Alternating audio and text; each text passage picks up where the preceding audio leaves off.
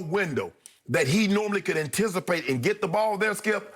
I've seen 5 weeks, and I haven't seen that yet. Drew hasn't put together one of those games. Even when they scored the 35, he got up to the shaky start against Detroit. But I'm going to need this. Some things are going to have to turn around to convince me that New Orleans, because that might be is that my pick? Yep.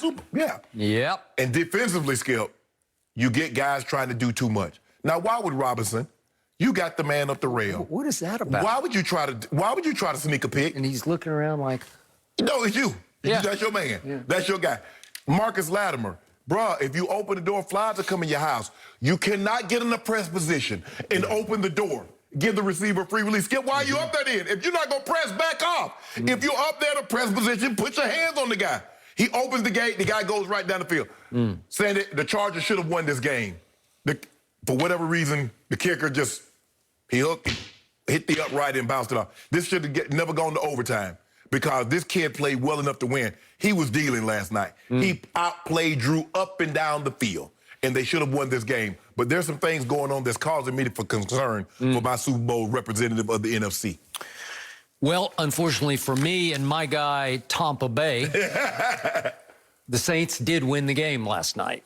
And let me get this off my chest about kickers because I hate field goal kicking. I just despise it because it consistently changes outcomes. It tilts the scoreboard one way or the other.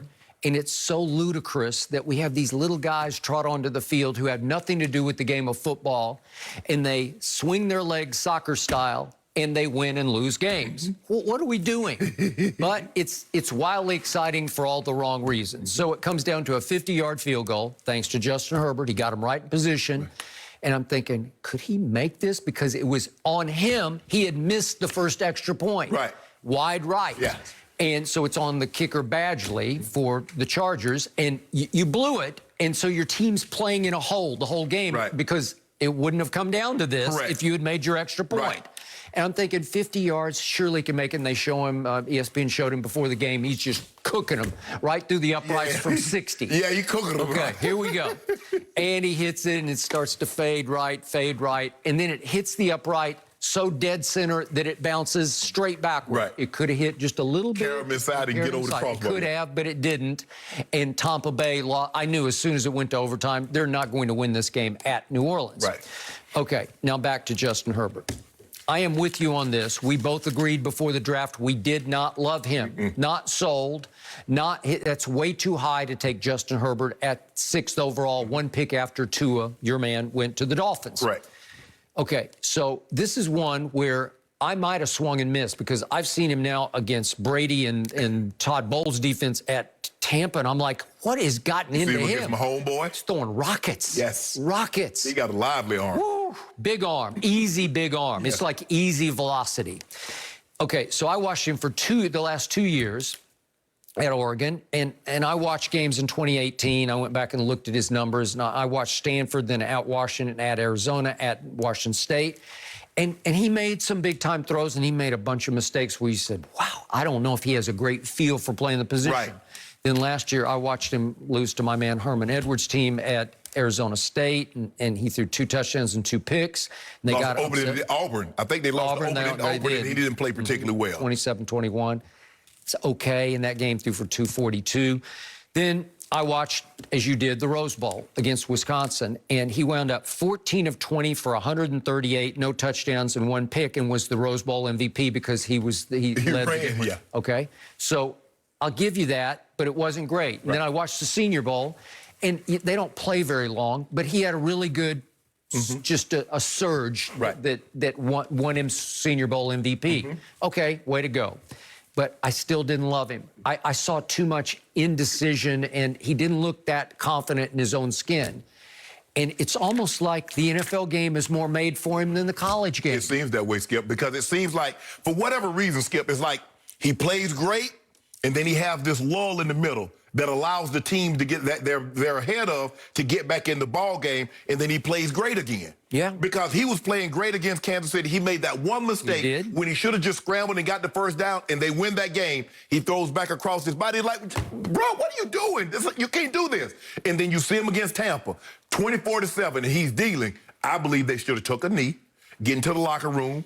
But, hey, he struggles. They come back, and then Tampa takes the lead, and then you see him go right back up top like, I'm here to stay. Boom, he throws a bomb and retakes the lead. And you see this like, okay. But now you see why Anthony Lynn made that decision. That's the starter.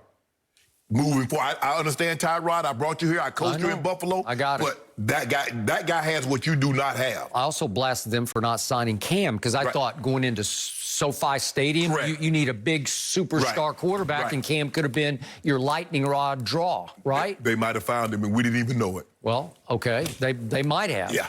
So I have been pretty right about a lot of quarterbacks coming out of college. I told you Dwayne Haskins. I'm just not buying. I didn't see enough at Ohio State. And he looks like he's on shaky ground in Washington, obviously. And then Sam Darnold, I told you, and maybe he'll still pull out of it, but I never was sold on Sam Darnold at USC. And then I definitely told you Josh Allen at UCLA. Josh Rosen. I just didn't. I like Josh Allen. Yeah. But Josh Rosen wasn't that guy. Again, I didn't see the supreme confidence, the feel for the game that you need to play at this level. So those three guys are on the outs. This guy's on the ups, man. Because you say, is it just blissful ignorance because he just got thrown into the starting lineup against the Chiefs? No, not on Monday Night Football. You know it's coming. Yeah, it's Monday Night Football, and you know it's there. Skip, and his ability, like I said, I knew he had athleticism because I saw him run in the Rose Bowl and do what he did. But his ability to throw the ball on the move, that first touchdown to Keenan Allen, who he lost last night. He lost him to back spasm and still hung in there. But the thing is, Skip, Drew Brees, that's concerning. I don't know what you feel about Drew, but I'm not liking what I see. He's just lost whatever pop in his arm he used to have. It's not there. He has to, like, muscle it up. He has to get a little bit of a running start. It's a javelin throw, and it takes a lot of effort for him to throw a 15-yard pass. Last night, when they protected him and gave him supreme time to throw, he was still throwing darts, but he had to sort of wind up to throw the dart. Yeah, but the thing is, Skip, I'm moving a guy like him. I'm moving him off that spot because he's not a guy that can throw as accurately on the move like a Russell Wilson, like a Mahomes, even like this kid, Herbert or Josh Allen. That's not what he does. So I'm going to move him off that spot. And so if I can get him to move off that spot, I got a better chance. But, Skip, I just don't see the confidence. I'm watching him, like I'm saying, I'm sure but I don't see the confidence the Drew that was throwing with great anticipation because, like I said, he's never had that shotgun arm. No. But his anticipatory skills were always great, and he could get it there. It's not getting there anymore. Okay, but my problem with Drew Brees, because I'm rooting against him in this division, you don't write this man off. Right. He still threw for 325 last night.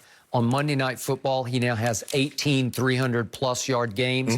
It's more than twice as many as any other quarterback, including Tom Brady on Monday night. Well, Skip, he's played a bunch of them. I got it. They love New Orleans because they know the crowd's going to be rowdy. There's going to be, some like Peyton and those top quarterbacks are going to have a bunch of numbers on Monday night because they're going to play a bunch on Monday night. But it was intriguing to me. He made one big throw that actually Kamara made a better catch on. That wasn't the throw. That was the catch. We could see this. Kamara went up and just stole. He mossed the DB. This is the one that got them in position to tie the game late. What a play. You're throwing, let this thing get, Skip. You're throwing a fade route to a 5'7" running back up the rail. Yep. And he went up like a wide receiver and snatched it like Michael Gallup would. Pretty impressive.